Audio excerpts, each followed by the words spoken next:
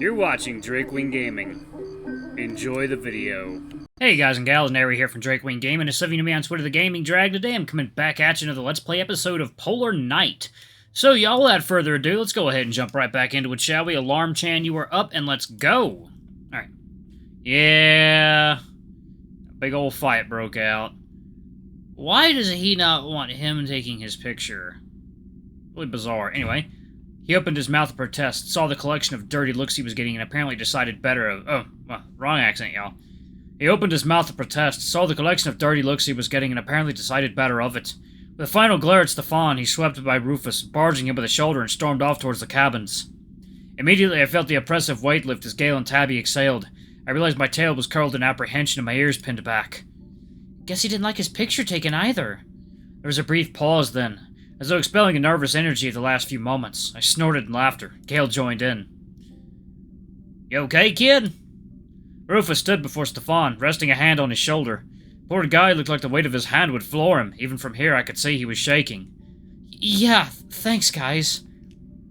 Rufus gave his shoulder a firm, reassuring squeeze and a warm smile. So what was his deal? I don't know. He just got up and shouted at me. Did you take a picture of him? Gale, what difference does it make? That doesn't make his reaction any better. No, I'm not saying it does. I was just curious is all.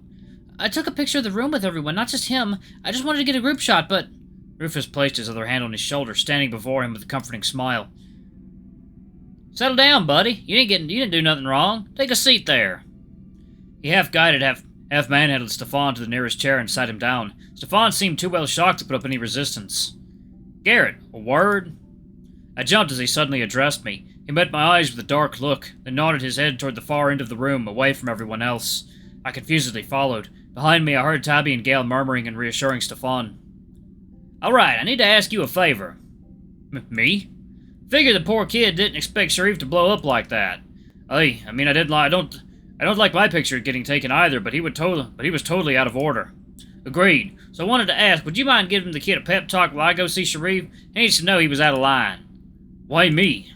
Well, either that, or you can go give Sharif a talking to. Truth be told, I'm a little riled up right now, so it might not be the best idea for me to be alone with him, if you catch my drift.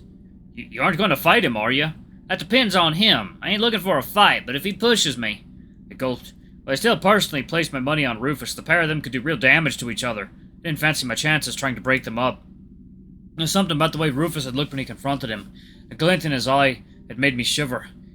I wasn't sure if he was the best person to mediate. That said, would I do any better? Sharif was terrifying when he was pissed and could probably lift me with a single arm if he wanted.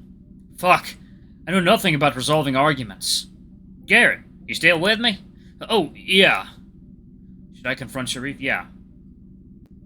Yeah. Let's do that. I'm curious. Seeing how on edge I wasn't sure if it'd be good to let Rufus try diplomacy, given he seemed moments from starting a fist fight. Yeah. He raised an eyebrow, almost as if he hadn't expected me to agree. I'll talk to him, or try to at least. His other brow joined the first, then he broke into a wide grin. Attaboy, you got a spine in you after all. Hey! He guffawed and slapped my shoulder so hard my teeth rattled. Go get him. If you have to take a chunk out of his ass, feel free. Give him some scars of his own to think about. It never ceased to amaze me just how Rufus could completely poleaxe me. I couldn't even describe him as tactless. He'd need to understand the concept first. Nevertheless, I gave a nervous chuckle. It wouldn't get to that. I hoped. He swept past me to approach Stefan and the others. Poor Stefan. Hurricane Rufus might not be much better than Sharif. From the outside, Sharif's cabin door didn't seem much different from anyone else's aside from having Sharif Abdi on the nameplate. I paused, straining to hear inside.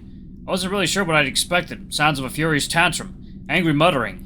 But it was quiet. Maybe it was like me. He liked to quietly seethe. Probably took a good 5 minutes of straining to hear, raising my fist to knock deciding against it, repeating before I finally bit the bullet and rapped on the door. 1 second, y'all. Water time.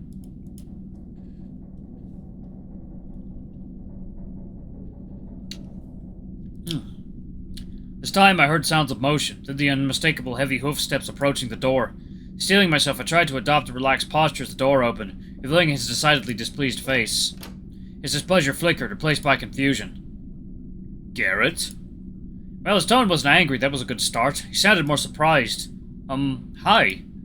Immediately I cursed how my voice trembled and I gave what probably was a very unsettling attempt at a friendly smile. What is it you... That was then the realization must have hit, because his surprise quickly turned to suspicion. I just wanted to talk, that's all. Did Rufus send you? My mind raced to find an answer that wouldn't piss him off even more, but my hesitation answered for me. That oaf. Sending someone else to do his dirty work. Hey, I just wanted... I know. I'm not stupid. His bellow caught me off guard, making me recoil much to my shame. But strangely, when he noticed me backing off, he didn't seem pleased or smug. Instead, he seemed more ashamed. We stood in awkward silence for a few painfully awkward moments, to the point another power cut would be welcome. Fuck it, a torpedo against the hull would have been welcome. Would you care to come in? His tone softened, he gave me an apologetic look. Well, this was a surprise, a pleasant one. Hey, that would be nice, thanks. The first thing that hit was the warmth. It was a lot warmer in here than most of the rest of the ship, almost stiflingly so. It was also surprisingly cluttered. The chart he'd shown us last night was spread across the table with a desk lamp shining on it. Looked like there was a sheet of transparent plastic over it, with lines and scribbling on it in marker. Maybe he was keeping track of the voyage's progress. He hastily rolled it up and placed it in a cupboard, fetching a small box. Please, take it. It will only be a moment.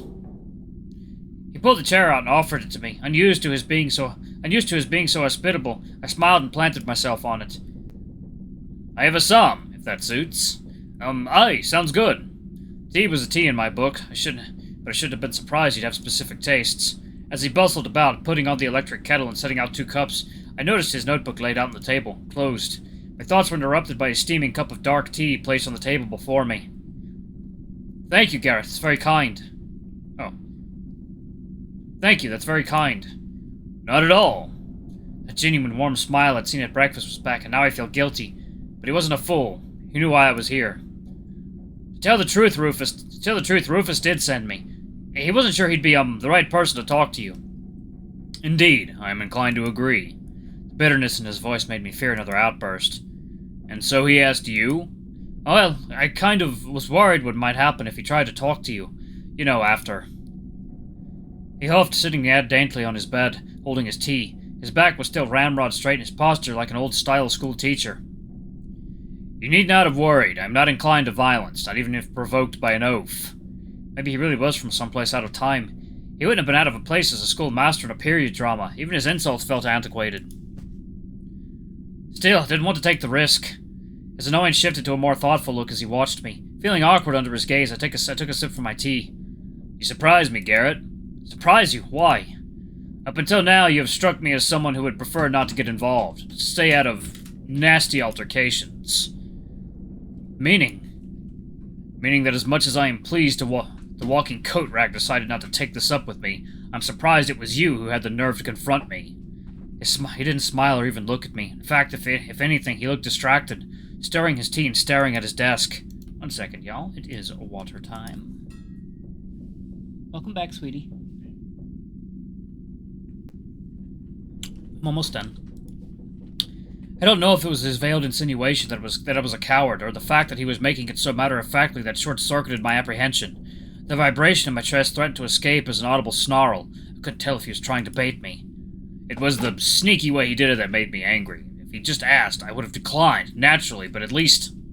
Don't you think it was a bit of an overreaction to getting your picture taken? Don't be foolish, Garrett. He was trying to take a picture of my notebook.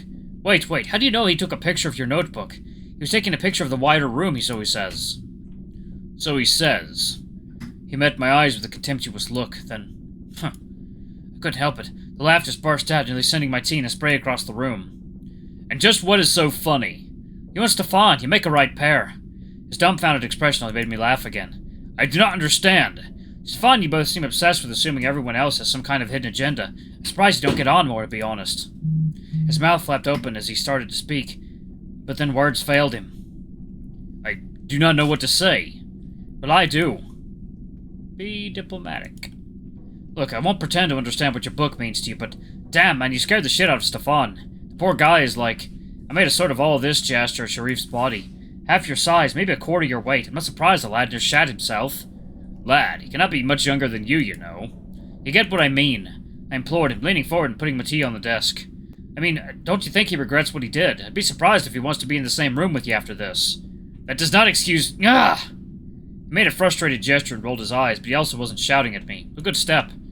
I admit I may have been overly harsh. Overly harsh? I kept my tone light, raising an eyebrow and offering a small smile. I wanted him to acknowledge his behavior, but I didn't want to come across as lecturing. He seemed like the guy who preferred to give the lectures, not taking them from reedy little twigs like me. Oh, fine. Yes, I admit it. He glared at nothing in particular, avoiding eye contact and folding his arms. For someone who seemed like a posh know-it-all, he looked for all the world like a child when he was in a huff. I did not mean to scare him. I just wanted to admit what he did. He trailed off, his anger shifting slowly to something I didn't think I'd ever see on his face, which seemed tailor-made to wear smugness. Shame. Is he okay? His voice was small, quiet, and he finally bet my eyes again. Yeah, I think so. The others are calming him down now. It was not my intention to frighten him. It was just so... He gestured in the air as though trying to find the right words. I felt violated. I can understand why he was curious. God help him, I know from what he reads he must have an interesting mind. Oh God, did he finally corner you about that book of his? In a manner of speaking. He finally broke a smile. Oh, it's awful trash, absolutely unreadable alt-history claptrap. But I cannot deny he's enthusiastic, and observant, too. Perhaps if he was less... how to put it... like a wind-up toy that never winds down. He gave me a blank look for a moment, and he burst out laughing. He is indeed rather... much. Listen, I have enjoyed our chat, but... He looked ashamed again, and he gestured to the door. Would you be able to tell him I apologize? I will do so myself, of course, but I feel that right now... Aye, of course, I get it. I'll let him know. Thank you. Both stood, and after an awkward pause, he extended a hand.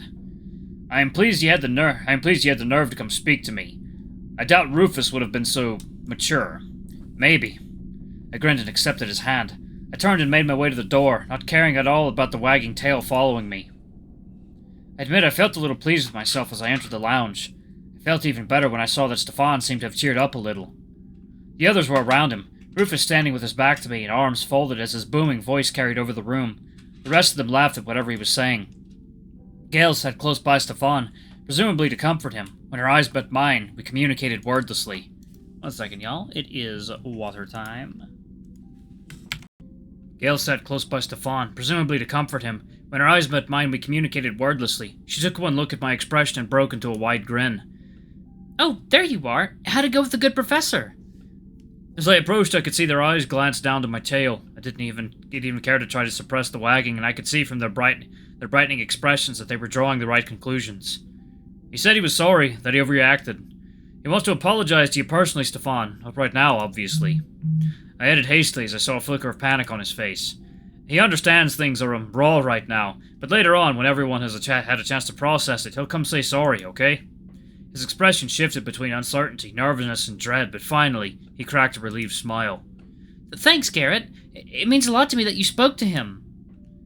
I guess I was right to ask you. How'd you do it? Twist his arm? Threaten to give him a scar or two of his own? Rufus! Tabby snorted, clearly amused at someone else getting the Gale treatment. No, I just, talked with him. He's not so unreasonable if you chat with him a bit. I'll take your word for it. Can't say I would have done some arm twisting of my own, but you did good, kid. I joined the group as Rufus launched back into another outrageous story about his days as a soldier. I was only half listening as I felt a sudden overwhelming fatigue. My stomach felt like it was in knots and I was dying for a smoke. It was just a post-adrenaline come-down. Whatever it was, I just needed to be alone, right now. Hey, I'll see you guys later. I'm going back to my cabin for a bit. Are you okay? You seem a bit shaken. I'm fine, really. Just need a bit of a kip and I'll be okay, I think. Before they could press me further, I moved toward the door as nonchalantly as I could, offering what I hoped was a reassuring smile before departing. Almost as soon as I locked the door behind me, I felt like my chest was going to burst. I'd have grabbed a smoke to calm my nerves, but I couldn't smoke indoors, and I really didn't feel like being around people right now. And then I remembered. Fuck! I pulled my phone out. 3 missed messages from Mum. I was about to respond when I saw the signal bar was empty. Fuck! Guessed I could send an email. I need to ask June how I could access the internet, or if that was a satellite phone. Fuck! I bashed the back of my head against the door in frustration. I promised I'd get in touch with her today, and now... I swiped to open my messages. Okay, pet, looking forward to it. Sweet dreams.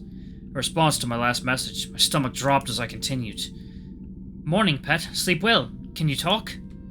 Hi, Garrett. Just checking if you're okay to chat. Love you. Remember to stay warm. My mouth felt dry. Fuck, I'd missed not only my window to get off this fucking tub, but I'd missed my opportunity to let Mom know I was okay. Shit. What if that was my last message? What if the ship sank? She'd continue sinning more and more, never knowing for sure. Fuck! My chest felt like a cauldron of molten lead. Not just anger at myself, frustration at the whole situation, but guilt. Stop it. I closed my eyes, leaning my head back against the door and focused on my breathing. It will pass. In. Count to 3. Hold. Count to 4. Out. Count to 5. I slipped into practice, repeating it in my head like a mantra, weathering the adrenaline storm coursing through me. For minutes, I'm not sure exactly how long, I just focused on breathing. It had even silenced the internal screaming, the thoughts thrashing around seeking whatever it could to torment me. But gradually, agonizingly, slowly, it quietened, and never fully, of course. It was always there. But focusing on my breathing was like tuning down the volume. Slowly, I reopened my eyes. It'd be fine. I would contact Mom later. I just need to speak to June, make a plan. Just stop catastrophizing, which is easier said than done. My hands automatically reached into my pockets, pulling out the cigarette pack and my lighter. The bathroom. I could go for a smoke there. I didn't care if I set off the alarm right now. I just needed the fix. Alright, y'all. I'll pause it right there. Thank you all so much for watching. Don't forget to like, comment, subscribe, ring that notification bell, leave a super thanks. Another tip if you can, it always helps. Until the next video, I love you all. I'll see y'all next time. Bye-bye!